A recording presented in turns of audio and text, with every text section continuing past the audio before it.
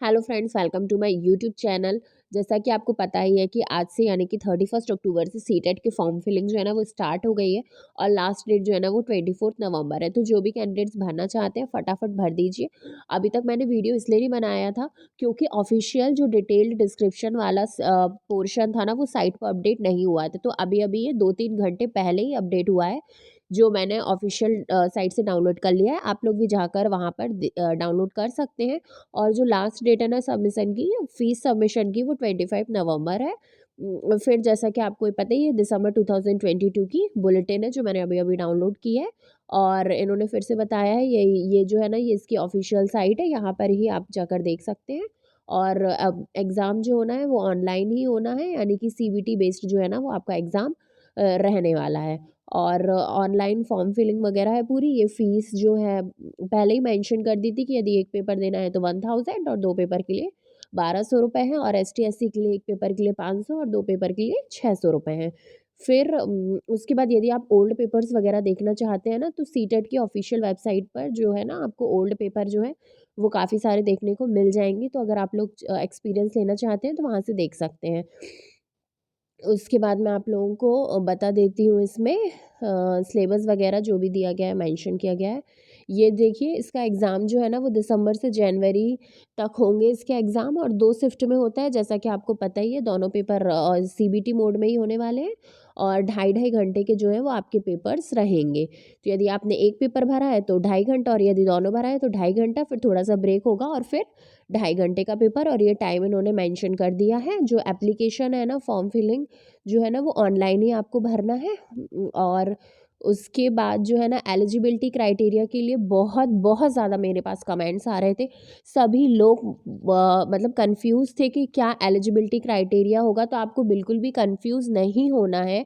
जून में जो एक नया ऑफिशियल अपडेट आया है ntce.government.in साइट पर, इसमें साफ साफ लिखा है कि यदि आप बीएड के में आपने एडमिशन ले लिया है, यानी कि चाहे आप फर्स्ट सेमेस्टर में हो, चाहे सेकंड सेमेस्टर में हो, चाहे थर्ड में हो, चाहे फोर्थ में हो, यदि आप एडमिशन ले सकते हैं तो आप सीटेट के लिए एलिजिबल हैं। आप चाहें, अगर आप कमेंट्स आएंगे तो मैं इसका ऑफिशियल नोटिफिकेशन भी अपडेट कर दूंगी, अगर आप चाहें तो यदि आपने बीएड में, डीएलएड में, यानी जो भी ट्रेनिंग, टीचिंग ट्रेनिंग वाले जो कोर्सेज होते हैं उनमें यदि आपने एडमिशन ले लिया है, वो 2 ईयर का भी है, और यदि आप फर्स्ट ईयर में हैं तब भी आप अप्लाई कर सकते हैं। ये जून में ही अपडेट हुआ था। ओके, तो अब आप बिल्कुल भी कंफ्यूज मत होइएगा। और ये भी मैं आपको बता दूं कि जो पेपर 1 होता है ना वो 1 से 5th क्लास बच्चों को पढ़ाने के लिए होता है, और पेपर 2 जो होता है वो 6th से 8th क्लास तक के बच्चों को पढ़ाने के लिए होता है। अब इसमें जो सब्जेक्ट्स होते हैं ना वो 5 सब्जेक्ट होते हैं, जिसमें पहला जो आपका सीडीपी है, यानी कि चाइल्ड डेवलपमेंट पेडोलॉजी, जिसमें 30 एमसीक्यूज होते हैं, जिसके आपको 30 मार्क्स के रहते हैं। लैंग्वेज 1 और लैंग्वेज 2 जो है ना वो आपको आपकी प्रेफरेंस के अकॉर्डिंग ही भरना है। आप चाहें तो लैंग्वेज में हिंदी चूज़ कर सकते हैं, इंग्लिश, उर्दू, मराठी, संस्कृत, जो आप चाहें। और यदि आप कन्फ्यूज़ हैं, आप चाहते हैं मैं आपको डिस्क्राइब करूँ कौन सी लैंग्वेज किस हिसाब से लेनी चाहिए, तो आप मुझे कमेंट सेक्शन में बता सकते हैं। और फिर इसका जो चौथा है वो है मैथमेटिक्स, और पांचवा है एनवायरमेंट स्टडी। यानी टोटल जो है ना 150 मार्क्स का आपका पेपर रहने वाला है, और 150 जो है ना ऑब्जेक्टिव क्वेश्चंस रहने वाले हैं, यानी कि 1 मार्क्स का एक क्वेश्चन आपका रहने वाला है। और इसमें कोई भी नेगेटिव मार्किंग नहीं है, बिल्कुल कंफ्यूज नहीं होना है, कोई भी नेगेटिव मार्किंग नहीं है। ये देखिए, लैंग्वेज के कोड और लैंग्वेज दी गई है। अब कभी कभी बच्चे क्या करते हैं, पिछली बार काफ़ी लोगों ने ऐसा किया था कि इंग्लिश को उन्होंने लैंग्वेज 2 में लिया और चूज़ कर लिया कोड लैंग्वेज 1। तो इसमें क्या हो जाती है ना, प्रॉब्लम हो जाती है। आप जो 2 लैंग्वेज चूज़ कर रहे हैं, लैंग्वेज 1 और लैंग्वेज 2, आपको इसको कोड पता होना चाहिए, नहीं तो आप एग्ज़ाम जिस दिन देने जाएंगे ना उस दिन अगर आपने गलत चूज़ कर लिया, तो काफ़ी लोगों का पिछली बार मेरे पास कमेंट आया था कि उनका जो है ना स्पॉइल हो गया था पेपर। तो इसलिए ये आप याद रखिए कि यदि आप संस्कृत भर रहे हैं तो उसका कोड जो है ना वो 16 है, तो आपको 16 चूज़ करना है। यदि आप इंग्लिश भर रहे हैं तो उसका कोड 1 है, यदि आप हिंदी भर रहे हैं तो उसका कोड 2 है, यदि आप उर्दू भर रहे हैं तो उसका कोड 20 है।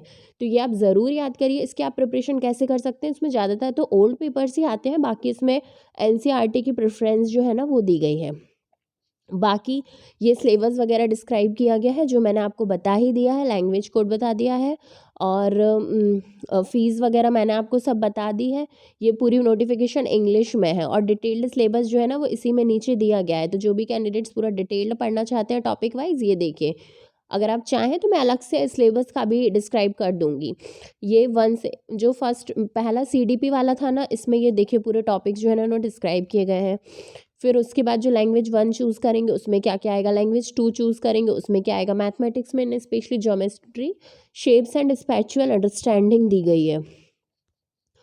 फिर ये solids, numbers, addition, subtraction, division, ये सारा मैथ्स का दिया गया है। पेडोलॉजिक इशूज़, हाँ एक बार और मैं आपको बता दूं, इसमें जो ये 5 सब्जेक्ट आने हैं ना, जो भी आपके ये 5 सब्जेक्ट आने हैं, जैसे कि फॉर एग्जांपल जो आपकी मैथ्स आनी है, तो मैथ्स की टोटल कितने क्वेश्चंस आने हैं आपके, 30 क्वेश्चंस आने हैं। तो 30 में से आपकी जो है ना 15 नंबर की जो है ना मैथ्स के क्वेश्चंस रहेंगे और 15 नंबर की मैथ्स की पेडोलॉजी रहेगी, मतलब कि मैथ्स आप स्टूडेंट को कैसे पढ़ाते हैं। फिर जो दूसरा, जैसे कि एक और एक्सप्लेन कर देती हूँ, मान लीजिए आपने लैंग्वेज 1 क्या लिया है, आपने लैंग्वेज 1 आपने मान लीजिए हिंदी लिया है, तो हिंदी में क्या होगा ना 15 नंबर की उसमें आएगी हिंदी, यानी कि संधि, समास, या 2 गद्यांश आते हैं, एक पोयम वाला भी रह सकता है उसमें, और पर्यायवाची, ये सब चीज़ें, और 15 नंबर की आपकी हिंदी की पेडोलॉजी, यानी कि हिंदी आप बच्चों को किस तरह से समझाएंगे।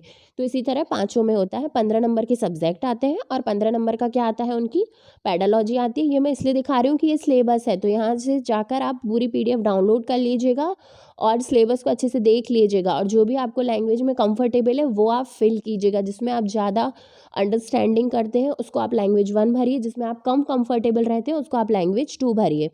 और यदि आपको मेरी वीडियो पसंद आई है तो प्लीज़ लाइक एंड शेयर करिए एंड मेरे चैनल को सब्सक्राइब कीजिए। Thank you very much.